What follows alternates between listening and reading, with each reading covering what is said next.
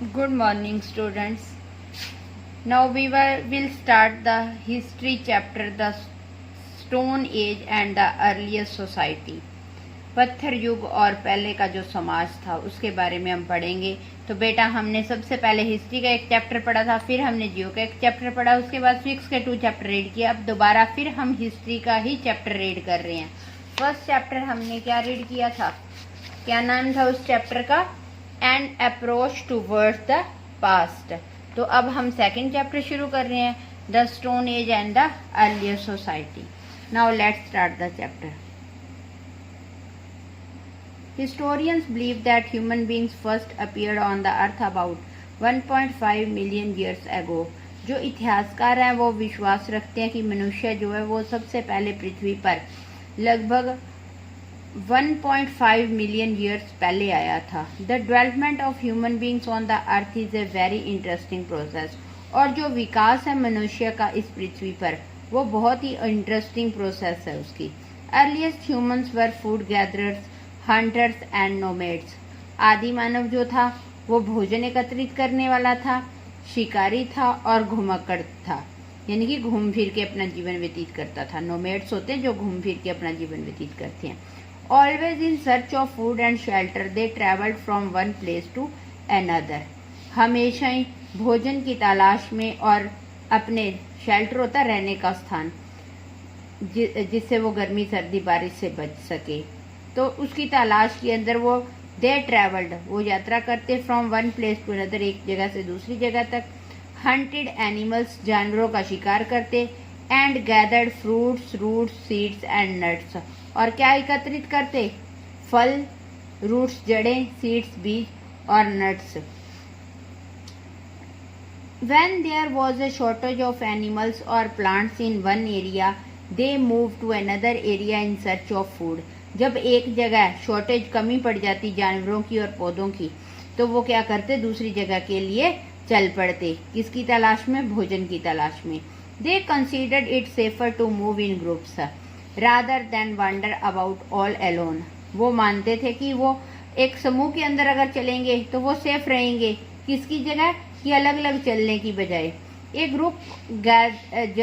group generally consisted a few men and women and children who stayed together with the elders. और group के अंदर कौन होता था? कुछ आदमी होते थे, कुछ औरतें होती थी और बच्चे होते थे, और वो इकट्ठे रहते थे। और किसके साथ? अपने पूर्वज, यानी कि जो बुजुर्ग थे, बड़े लोग थे घर के अंदर, उनके साथ। जैसे आज हमारा परिवार है, जॉइंट फैमिली जो है, उस तरह से रहते थे। अर्ली ह्यूमंस लेड ए प्राइमेटिव लाइफ। तो आदि मानव जो था वो प्राचीन जीवन जीता था। They remained without cloth during summers. वो कपड़ों के बिना ही रहते थे गर्मियों के अंदर। But in the winter season they wear animal skins, leaves and the bark of trees to keep themself safe from severe cold. तो सर्दियों के अंदर वो क्या करते थे? जानवरों की जो खाल थी, स्किन थी, उसको पहनते थे, पत्तियों को पहनते थे, पेड़ों की जो शाल होती है वो पहनते थे। किस लिए? अपने आप को जो बहुत ज़्यादा ठंड पड़ती थी उससे बचाने के लिए। They use to spend their nights on trees और in rock shelters and caves that protected them from wild animals when asleep। तो वो क्या करते थे?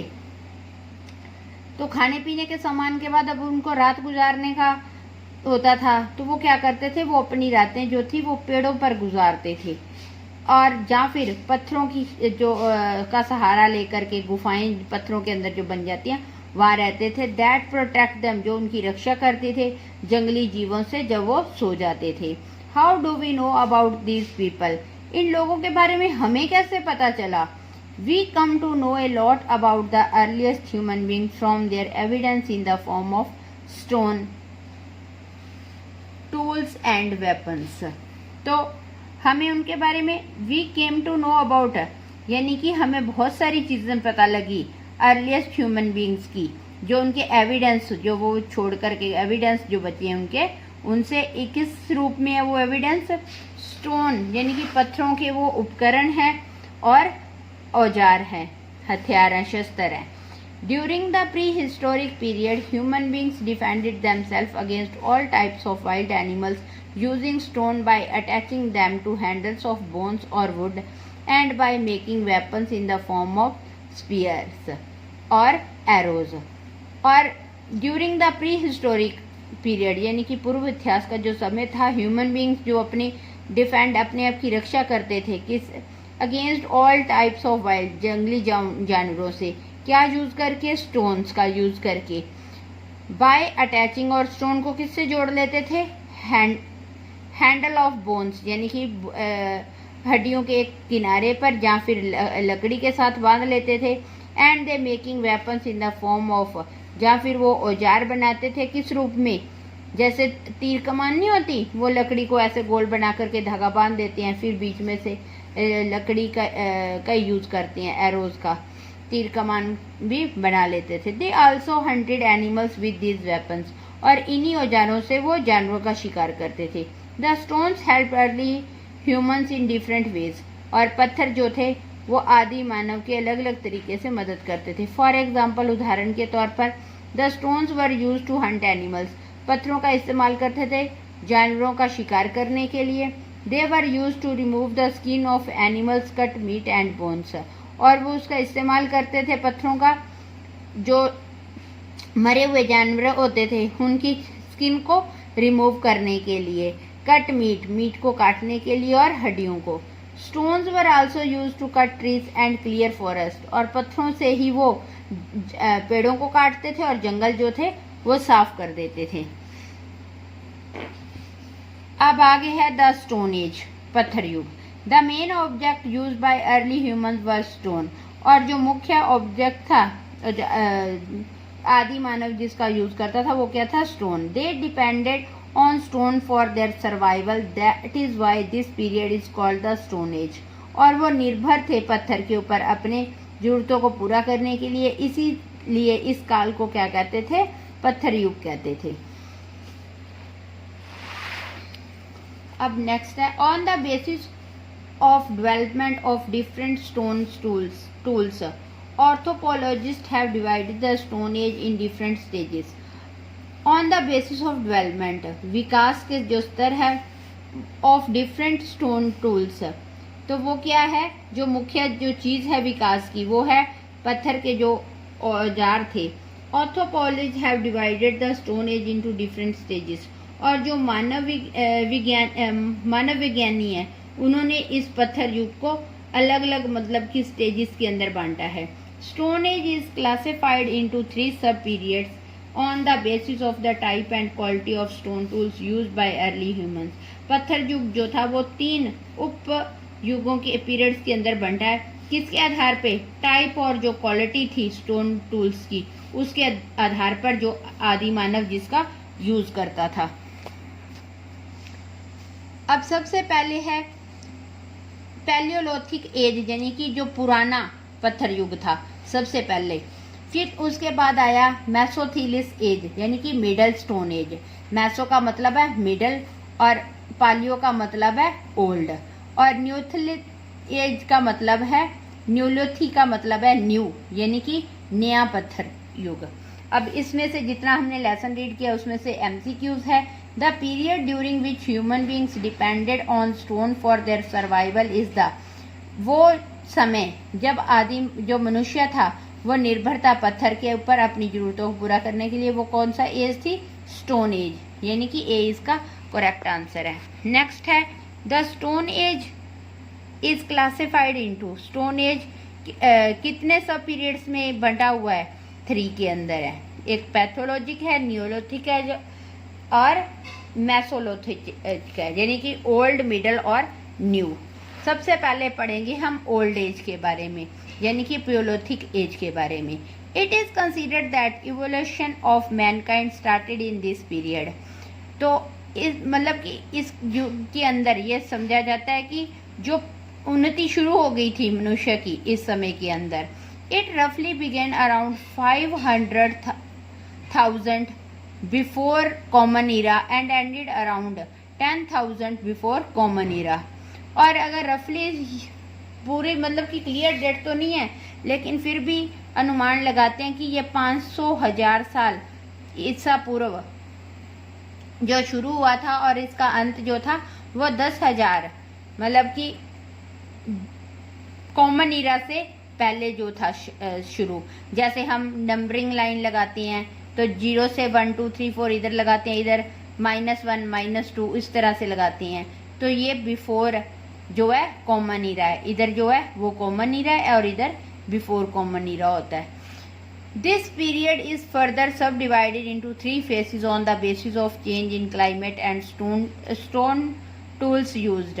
और ये जो पीरियड है यानी कि जो ओल्ड स्टोन एज का पीरियड था, ये भी आगे इसके भी सब डिवाइडेड है ये भी, और ये 3 भागों के अंदर बंटा हुआ है।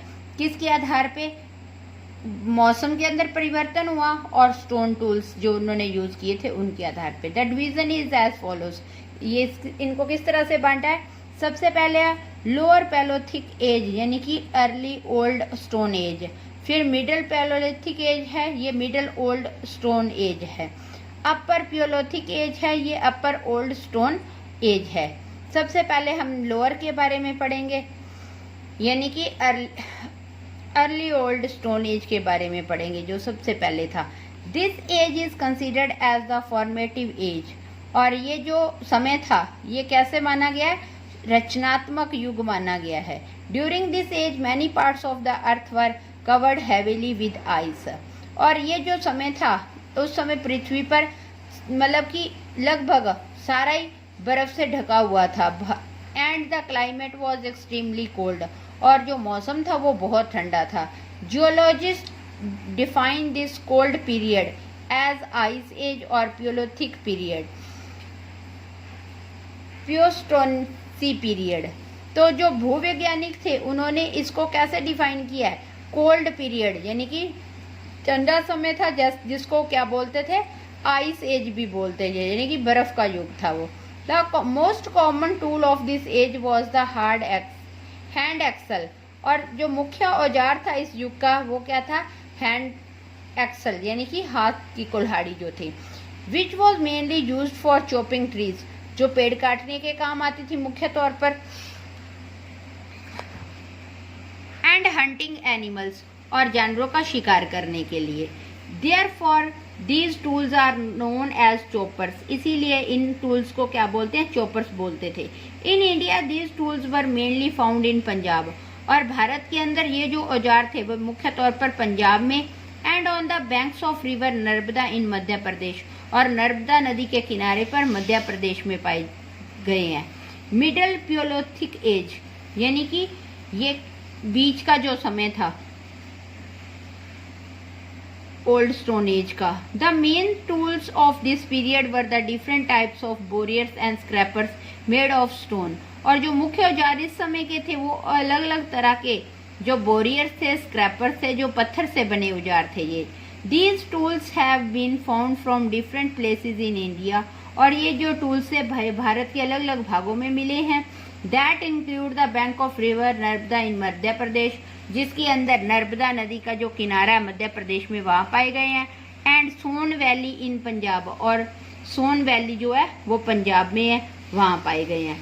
अब है अपर प्योलोथिक एज यानी कि नया बाद का जो समय था। Upper palaeolithic age is the final phase of the ice age. और अपर प्योलोथिक एज जो है वो फाइनल समय था आइस एज का। This age ends just at the onset of agriculture. और इस एज का अंत कब हुआ? जब खेती बाड़ी शुरू हो गई।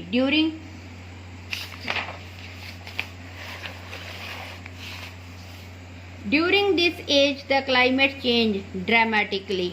तो इस समय के अंदर जो मौसम था वो बड़े नाटकीय रूप के अंदर चेंज हुआ। From old cold it became warm. ठंडे से वो क्या हो गया? गर्म हो गया।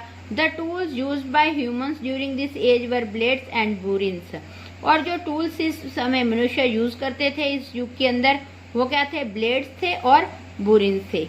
अब इसी युग के अंदर जो ओल्ड स्टोन एज का युग था उसी के अंदर क्या किया? आदिमानव ने डिस्कवरी की। किसकी? फायर की।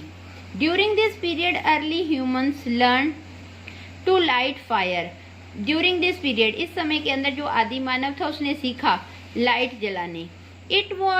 आग जलानी। It was one of the greatest discovery made by early humans, और ये सबसे बड़ी उपलब्धि थी जो आदि मानव ने की थी। Early humans knew about fires, आदि मानव जानता था आग के बारे में। They saw natural fire such as forest fires but they did not know how to light a fire on their own. उन्होंने प्राकृतिक आग देखी थी, जैसे जंगलों को आग लग जाती है अपने आप, लेकिन उनको ये नहीं पता था कि वो आग जलाएं। अब अगर खुद से आग जलानी तो वो कैसे जलाएं। How did human learn to light a fire, कैसे सीखा मनुष्य ने आग जलाना। Perhaps two stones were rubbed together, producing sparks, and the spark fell on some dry leaves lying nearby. शायद दो पत्थर उन्होंने रगड़े होंगे तो उसमें से जो मतलब कि आग निकली तो वो पास में सूखी पत्तियां पड़ी थी उनके ऊपर गिर गई होगी।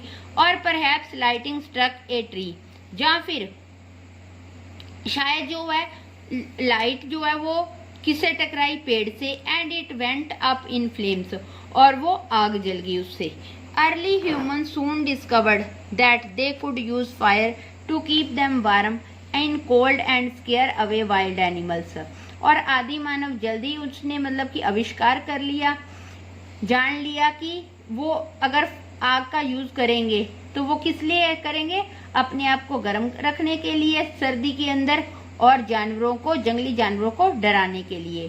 दे discovered that flash of animal tested better when heated on fire and learn cooking. और उन्होंने इस चीज का भी खोज की कि जो जानवरों का मांस है उसका टेस्ट जो है वो अच्छा हो जाता है जब वो आग के ऊपर पकाते हैं, और इस तरह से उन्होंने कुकिंग करनी भी सीख ली। तो बेटा हमने एक एज पढ़ी है, और इसके बाद मेसोथिलिस एज और न्यूलिथिक एज जो है वो भी बाकी है। तो इतना चैप्टर आप लोग ध्यान से रीड कर लेना और इसको समझ लेना। बाकी का चैप्टर हम कब पढ़ेंगे, मंडे को रीड करेंगे, क्योंकि कल फ्राइडे की छुट्टी है बाबा रामदेव जी की जयंती के कारण, और सैटरडे को वर्क दिया नहीं जाता। तो बेटा आप लोग जितना वर्क आपने किया है उतनी नोटबुक्स आप स्कूल के अंदर दे देना और मैं चेक कर दूंगी। तो ये चैप्टर बेटा आप ध्यान से